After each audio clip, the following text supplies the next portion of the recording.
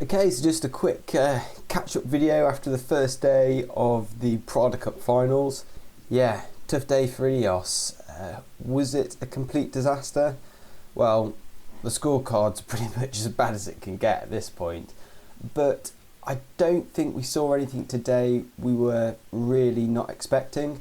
I think in our prediction videos, or all of us were saying that Prada had a slight speed edge upwind, and especially in the light and steady conditions. That first race, basically, if Luna Rossa weren't going to win that, then they weren't going to win any races.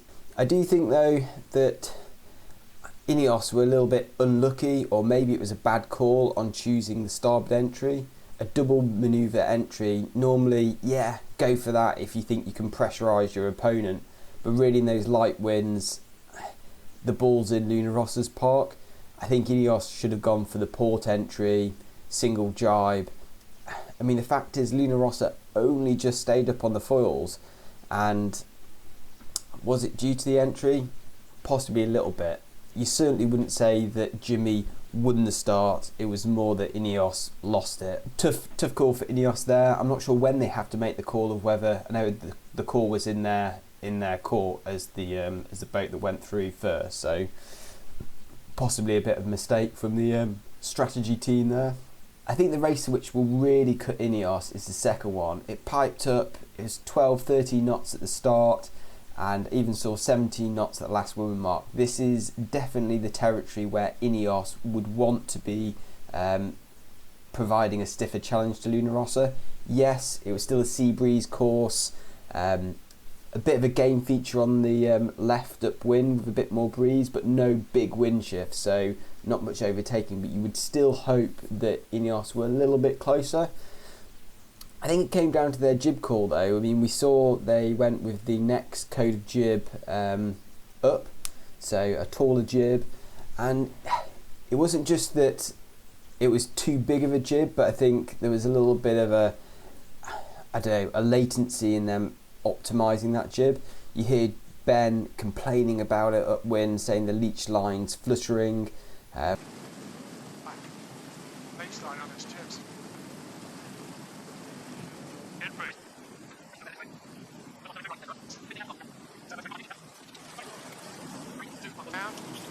Hey, got it. So yeah, carrying a jib which is really designed for lighter winds, and when it piped up to 17 knots, that was just too much. I think we would have seen a much closer race. There still wasn't a whole lot in it. Probably that, a few little mistakes, like Giles on the first duck. He really bears off a lot, and Ben calls him out on it that it's too much. He went down too far. Coming down, no problem here. You'll see him. Yours, Ben. Okay, up, go. Giles will My nail it. pitch. But he came down too much, mate. Got me. Can't do that. Okay. Get pressure here. To be fair to Giles though, looking at the virtual eye, Jimmy does a really subtle dial down, just foots off a little bit, closes a gauge on Giles, and yeah, gets Giles spooks, and he probably ducks away, bears away more than he needs to. But after that, Luna Rossa, just a slightly faster boat really, and there's not a lot you can do in those sea breeze conditions to get past. One thing I was impressed about Luna Rossa though today was they didn't go out there looking for a fight. They had good confidence in their boat. I think they were a lot better at just recognising when they'd got the leg on their opponent or when to just go racing. Several opportunities for Luna Rossa to put a facing tack on really harm INEOS, but instead they just carried on their kind of best VMG course. So I think that showed good maturity, good confidence from the Luna Rossa chaps. Maybe INEOS were a little bit slow in taking things to Luna Rossa in that second race as well. I think you'd always expect Luna Rossa to be slightly quicker upwind, and when INEOS got off with that level start, or maybe slightly advantage to them, especially in the leeward position, you hear Lee McMillan question whether they should do a two-board head up and luff, which is a really aggressive luffing manoeuvre, and Ben agrees, but it's too late, and Luna Rossa tack out. Luna Rossa know they got a quick boat, They don't want to get stuck in stuck fighting for a lane in a luffy match. They just want to sail their own course. And I think INEOS kind of let Luna Rossa a little bit off the hook there, a little bit slow to react to the situation they were in. Yeah, I think the onus is on INEOS in those situations where they've got the slightly slower boat and it's such an even course.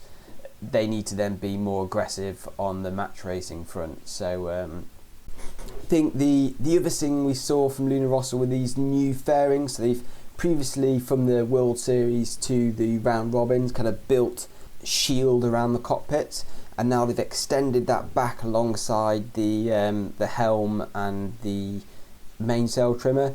Acts as a nice little shield for that breeze, especially on the leeward side of the main. I think that's really nice, and also acts as a little bit of a grab handle for Pietro Sabello as he's jumping into the cockpit. Those are my thoughts today. I don't think, in conclusion, I don't really think it's anything changed from what we expected.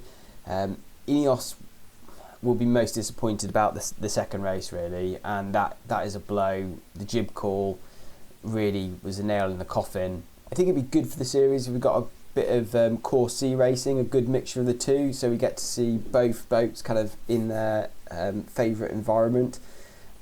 I think what this does show or confirms for us is what we speculated, but I think it confirms that INEOS were quite lucky in the round robins with who they got to match up against in which conditions. Today that luck just ran out and we saw INEOS against Luna Rossa, but in Luna Rossa's ideal conditions, and those boys capitalised on it. So yeah, I think we're still going to have an exceptional series. Looking forward to racing tomorrow and seeing a bit more variety. So yeah, take care.